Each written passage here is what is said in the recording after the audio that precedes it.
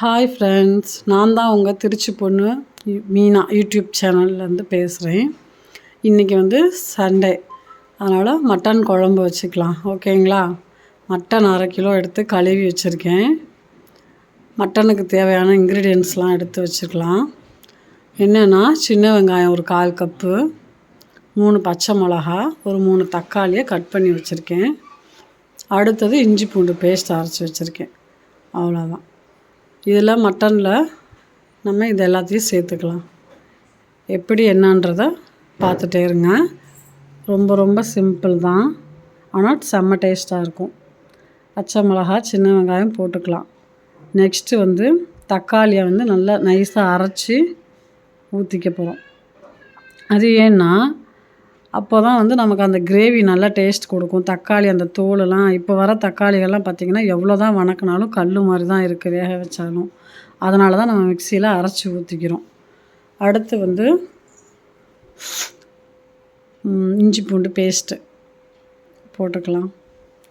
இஞ்சி பூண்டு பேஸ்ட்டு கொஞ்சம் எக்ஸ்ட்ராவாகவே போடுங்க. அப்போ தான் மட்டனுக்கு நல்லாயிருக்கும், டேஸ்ட்டு தூக்கி கொடுக்கும். இதில் கருவேப்பிலை, கொத்தமல்லி நம்ம கட் பண்ணி சேர்த்துக்கலாம். சரிங்களா? எனக்கு ஃபஸ்ட் டைம் வீடியோ போடுறதுனால கொஞ்சம் தடுமாற்றமாக இருக்குது. நெக்ஸ்ட் டைம் எல்லாத்தையும் நான் கரெக்ட் பண்ணிக்கிறேன் ஃப்ரெண்ட்ஸ். ரொம்ப வளவளன்னு இழுக்குதுன்னு நினச்சிக்காதீங்க. இதில் கொஞ்சம் மஞ்சத்தூள் போட்டுக்கலாம். எனக்கு ஸ்பூனில் அளவு போட தெரியாது, அதனால் நான் எப்போயுமே குத்து மதிப்பாக தான் போடுவேன். நீங்கள் எந்த மாதிரி போடுவீங்களோ அப்படி சேர்த்துக்கோங்க. இதில் கடலெண்ணெய் கொஞ்சம் ஊற்றிக்கிட்டிங்கன்னா அந்த மட்டன் வேகும்போது கொஞ்சம் சாஃப்டாக வெந்து வரும். அதுக்காக கடலெண்ணெய் கொஞ்சம், நம்ம தேவைக்கேற்ப கல் உப்பு போட்டுக்கோங்க. பத்தலைன்னா பின்னால் சேர்த்துக்கலாம். கல் உப்பு லைட்டாக போட்டுட்டு, இப்போ இது எதனால் எல்லாத்தையும் ஒன்றா குக்கரில் நான் போடுறேன்னா, இப்போ கேஸ் தட்டுப்பாடாக இருக்குது. அதனால் நமக்கு தனித்தனியாக வெங்காயம், தக்காளி, மசாலாலாம் வணக்கி அரைச்சி ஊற்றுறத விட, இப்படி எல்லாமே நம்ம ஒன்றா சேர்த்து குக்கரில் வேக வச்சு அந்த மாதிரி நம்ம பண்ணோன்னு வச்சுக்கோங்களேன், உங்களுக்கு ரொம்ப ரொம்ப ஈஸி. அந்த விசில் வர டைம் மட்டும்தான் நமக்கு கேஸ் செலவாகும்.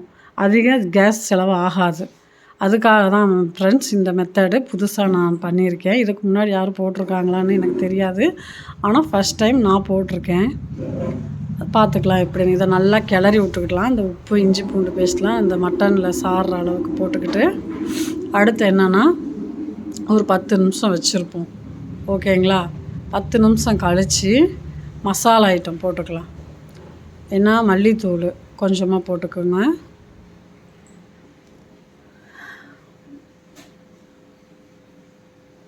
அடுத்து கரம் மசாலா சும்மா கொஞ்சம் கொஞ்சம் போட்டுக்கோங்க.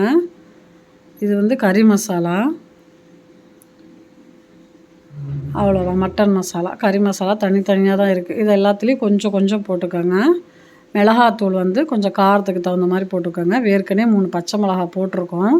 உங்களுக்கு எவ்வளோ காரம் வேணுமோ அதுக்கு தகுந்த மாதிரி நீங்கள் மிளகாத்தூள் போட்டுக்கலாம். நாங்கள் அதிகமாக சாப்பிடுவோம், அதனால் நான் கொஞ்சம் எக்ஸ்ட்ரா சேர்த்துக்கிட்டேன். இது எல்லாத்தையும் நல்லா மிக்ஸ் பண்ணிக்கோங்க. ஒரு சின்ன டம்ளரில் 1 டம்ளர் தண்ணி ஊற்றிக்கோங்க. அவ்வளோதான். நல்லா மிக்ஸ் பண்ணி மூடி குக்கரில் தூக்கி வைக்க வேண்டியது தான். இது அதில் மிக்ஸ் ஆனால் எதனால் இப்படி மிக்ஸ் பண்ணுறோன்னா, அப்போ தான் அந்த கறியில் அந்த மசாலா, அந்த உப்பு, அந்த இஞ்சி பூண்டு ஃப்ளேவர்ஸ் இது எல்லாமே இறங்கும். சரிங்களா? அதுக்காக தான் இப்படி போட்டு நம்ம கிளறோம். அடுத்து மூடி வச்சிடலாம். கேஸை பற்ற வச்சுட்டு 7 விசில் நான் ஸ்டாப்பாக விட்டுருவோம். 7 விசில் விட்டதுக்கப்புறம் இறக்கி பார்த்தோம்னா நல்லா சாஃப்டாக வெந்திருக்கும். சரிங்களா? இப்போ குக்கர் விசில் வருது. அடுத்து இந்த பக்கம் தேங்காய் அரைச்சி ஊற்றிக்கலாம். மட்டன் கிரேவியாக இருந்தால் நம்ம அதோட இறக்கிடலாம். இது நம்ம குழம்பு மாதிரி வைக்கிறதுனால கொஞ்சம் தேங்காய், பூண்டு ஒரு 4 பல் அதில் போட்டுக்கலாம். 2 பட்டை, ஒரு 4 கிராம்பு, கொஞ்சமாக சோம்பு, கசகசா போட்டுக்கோங்க. அப்புறம் மிளகு சீரகம் கொஞ்சம் ஒரு 1/2 ஸ்பூன் போட்டுக்கோங்க. போட்டு ஃபஸ்ட்டு தண்ணி ஊற்றாமல் நல்லா அரைச்சிக்கோங்க. அதுக்கப்புறம் கொஞ்சமாக ஒரு 1/2 டம்ளர் தண்ணி ஊற்றி அரைச்சி எடுத்துக்கோங்க. அது இந்த பக்கம் மட்டன் வெந்துருச்சு. விசிலை திறந்து பார்ப்போம் எப்படி வந்திருக்குன்னு பாருங்கள். நல்லா கலர்ஃபுல்லாக இருக்குங்களா? இப்படியே ஊற்றியும் சாப்பிடலாம். ஆனால் என்ன, ஒரு 2-3 பேர் சாப்பிட்லாம். தேங்காய் அரைச்சி ஊற்றினோம்னா ஒரு 5-6 பேர் சாப்பிட்லாம். அதுக்காக தான் இந்த மாதிரி. பார்த்துக்கோங்க, நல்லா கலர்ஃபுல்லாக சூப்பராக சாஃப்டாக வெந்திருக்கு பார்த்தீங்களா? அவ்வளோதாங்க. டேஸ்ட்டு சும்மா அள்ளும். என்னடா இதுன்னு நினைக்காதீங்க. ஒரு டைம் செஞ்சு சாப்பிட்டு பாருங்கள், அதுக்கப்புறம் சொல்லுவீங்க. சரி, ஓகே. தேங்காய் ஊற்றிக்கலாம்.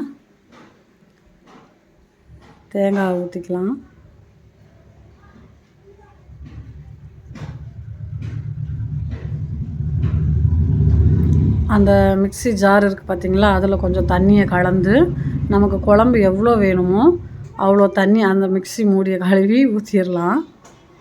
மிக்ஸி மூடியை ஊற்றி கழுவிட்டு நல்லா கிண்டி விட்டுட்டு அந்த பச்சை வாடை போகிற அளவுக்கு நல்லா கொதிக்க வச்சுருங்க. கொதிக்க வச்சதுக்கப்புறம் இறக்குறப்ப கொஞ்சோண்டு மல்லித்தழை கட் பண்ணி மேலே தூவி விட்டு இறக்கி வச்சிட்டிங்கன்னா செம்ம டேஸ்ட்டாக இருக்குங்க. இட்லி, தோசை, சப்பாத்தி, சாப்பாடு எதுக்கு வேணாலும் நீங்கள் போட்டு ஊற்றி சாப்பிட்டுக்கலாம். அவ்வளோ டேஸ்ட்டாக இருக்கும். சிலிண்டரும் மிச்சமாக இருக்கும். ஓகே ஃப்ரெண்ட்ஸ், ஃபஸ்ட் டைம் சமையல் வீடியோ போட்டிருக்கேன். எனக்கு சப்போர்ட் பண்ணுங்கள். கண்டிப்பாக செஞ்சு பாருங்கள். உங்களுக்கு பிடிச்சிருந்துச்சுன்னா எனக்கு கமெண்டில் வந்து சொல்லுங்கள். என்னோடய சேனலை சப்ஸ்கிரைப் பண்ணுங்கள், லைக் பண்ணுங்கள், ஷேர் பண்ணுங்கள். தேங்க்யூ.